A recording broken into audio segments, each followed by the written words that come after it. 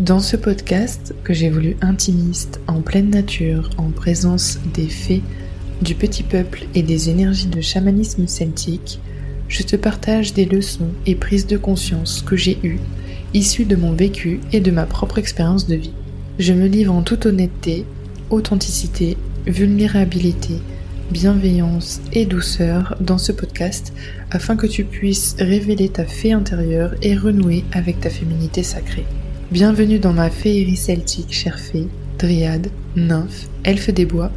Dans cet épisode, j'aborderai les phrases que l'on m'a dites et qui m'ont dégradé mon image de soi, qui ont dégradé, diminué mon énergie, qui m'ont détruite, alors que j'étais en pleine construction de moi-même, de ma personnalité, de qui je suis, de ma personne. Quand j'étais enfant, il y a eu un ami de mes parents qui est venu les aider pour faire l'électricité du garage et je suis allée chercher mon père et cet homme pour aller manger. Sur ordre de ma mère, finalement, je suis tombée sur cet homme et il a clairement pas été sympathique avec moi, dans le sens où il m'a dit « Qu'est-ce que tu veux toi, la petite femme enceinte ?» Sachez que cette phrase, lorsque l'on a 7-8 ans, reste ancrée jusqu'à la fin de nos jours pratiquement dans notre tête et que ça a été un choc puisque on s'attaquait directement à mon physique, alors que sur cette période-là, un enfant se construit vis-à-vis de ce qu'on pense de lui, de ce que l'on dit de lui, et sa confiance en soi, sa confiance en lui,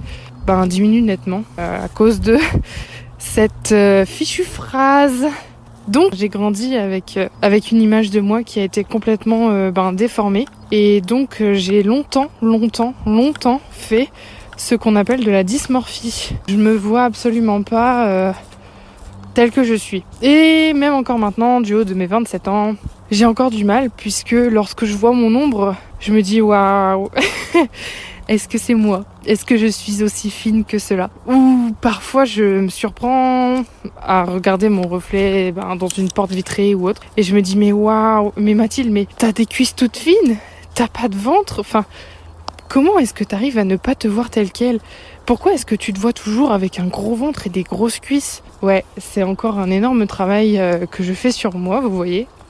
Mais ça va beaucoup mieux, j'en ai conscience, notamment grâce à la photo. J'ai fait quelques shootings photos avec une amie pour l'aider à faire son book photo pour intégrer une école d'art. Et effectivement, le regard que j'ai eu sur moi après a été complètement changeant. Donc c'est encore un travail, mais voilà. Ensuite, qu'est-ce qu'il y a eu encore comme phrase ? On a jugé à ma place ce qui était bon pour moi ou pas, dans le sens où on m'a cassé dans mon élan d'aller en bac S et de faire médecin. On m'a dit, ma prof principale à cette époque, en première S, m'a dit que clairement ma place n'était pas ici, que je ne pouvais pas être médecin parce que j'y arriverais jamais, parce que je n'avais pas d'assez bonnes notes, parce que je n'avais pas la niaque, parce que je n'avais pas la motivation, parce que c'était pas fait pour moi, que je n'étais pas l'âme d'un médecin. Alors, dans un sens, elle a tort, mais dans l'autre, effectivement, elle n'a pas tort. Dans un premier sens, oui, elle n'a pas tort parce que, du coup, malheureusement, je n'ai pas pu être médecin généraliste comme je l'avais prévu.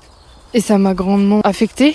J'ai vécu une petite dépression. J'ai été perdue pendant très longtemps. C'est-à-dire du bac jusqu'à ma fin de licence.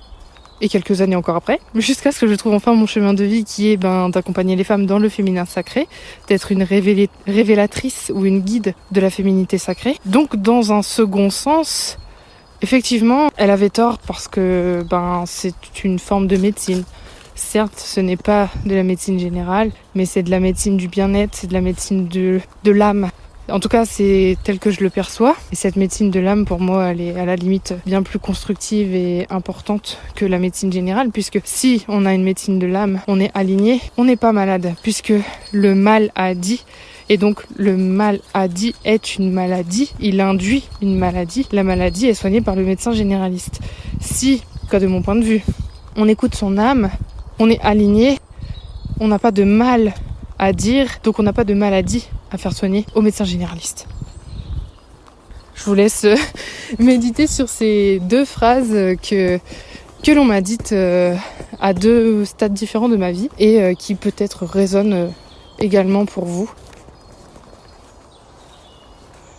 Dites-moi en commentaire si vous avez vous aussi vécu des expériences similaires, des reproches similaires, des critiques similaires, et qui vous ont grandement affecté et qui vous affectent peut-être même encore maintenant. Je te remercie de ton écoute. J'espère que cet épisode t'a plu. N'hésite pas à le noter avec les étoiles que tu juges nécessaires sur la plateforme d'écoute de ton choix, à me laisser un commentaire si tu veux me notifier de quelque chose ou me partager ton enthousiasme. Partage cet épisode à une fée dont tu penses qu'elle a besoin de l'entendre. Et sur ce, suis-moi sur mes réseaux pour plus de conseils et d'expériences de vie. Féeriquement, magiquement et celtiquement, à la prochaine!